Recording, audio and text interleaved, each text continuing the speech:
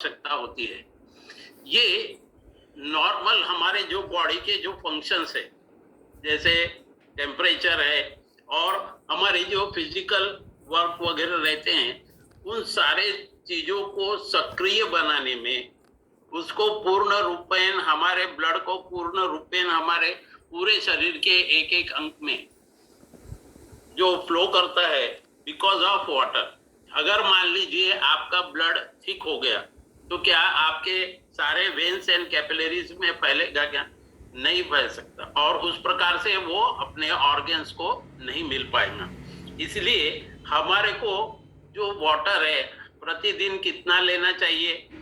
और उसकी और क्या इम्पोर्टेंस है हमारे जीवन में, और अगर हमारे शरीर में पानी की कमतरता होती है तो क्या इफेक्ट्स आते हैं, ये आज हम जानने की कोशिश करेंगे। तो चलिए दोस्तों, देखिए water, why hydration is important, यानी पानी हमारे शरीर के लिए क्यों इम्पोर्टेंट है। यहाँ तो एक चीज और बताना चाहूंगा मैं कि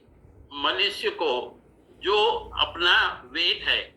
उसका 20 kg पर 1 लीटर वाटर लेना अति आवश्यक है, चाहे वो ठंड के दिन हो या गर्मी के दिन हो या बारिश के दिन हो। तो ये जो है फार्मूला हमको हमेशा याद रखना है, क्योंकि ये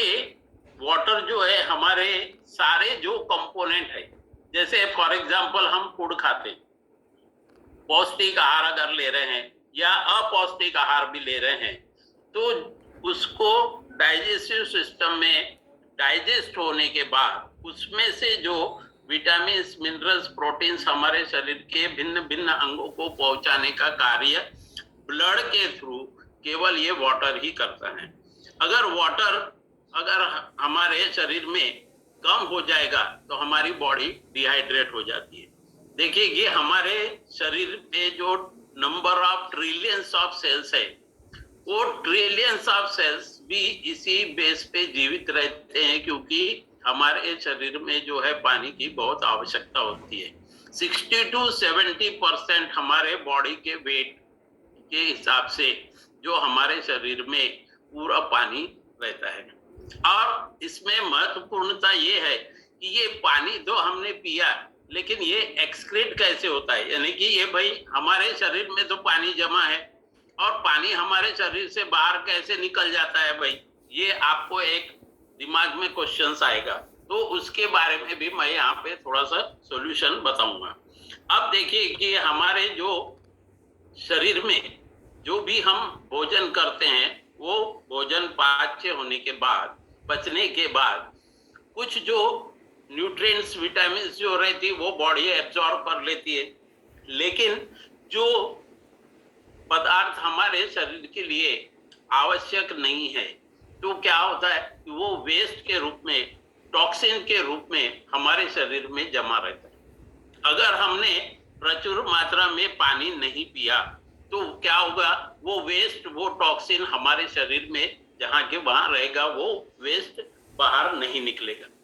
और वो बाहर नहीं निकलेगा तो क्या होगा, भिन्न भिन्न प्रकार की बीमारियों का सामना करना पड़ेगा। अब दोस्तों, ये जो पानी है इसका हमारे यानी नोज में, ईयर में, थ्रोट के सारे जो टिश्यूज रहते हैं, जो बारीक बारीक टिश्यूज रहते हैं, उनको ये मॉइस्चर प्रोड्यूस करने के काम में भी आता है, जो काफी इंपॉर्टेंट रोल अदा करता है। हाइड्रेशन जो है, यानी वाटर, ये हमारे जो न्यूट्रिएंट्स है, मैंने बताया कि हमारे न्यूट्रिएंट्स को सेल्स में भेजने का काम करता है। जैसे मैंने बताया कि वेन्स एंड कैपिलरीज बहुत ही थिक रहती है, कैपिलरीज जो रहती है। जैसे मैंने उस टॉपिक में भी बताया था, अभी जो किडनी का टॉपिक हुआ था, है ना, तो उसमें नेफ्रॉन जो रहते हैं उसमें बारीक बारीक जो है जाली नुमा रहते हैं, उसको भी पानी की उतनी ही आवश्यकता होती है, क्योंकि अगर जो फूड हम ग्रहण कर रहे हैं वो अगर पच जाता है तो भी उसमें वेस्ट थोड़ा सा रहता ही है। उस वेस्ट को एक्सक्रीट करने के लिए और जो विटामिन, प्रोटीन्स है, उन चीजों को प्रॉपर रूप से हमारे पूरे शरीर में भेजने की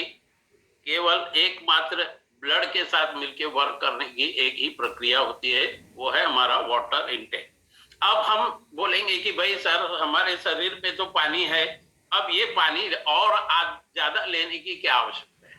तो दोस्तों जो शरीर में पानी है वो पानी हमेशा क्या होता है, एक्सक्रीट होता है, यानी कि बाहर जा रहा है। कैसे बाहर जा रहा है? फर्स्ट जो है वो है हमारा यूरिनेशन के द्वारा,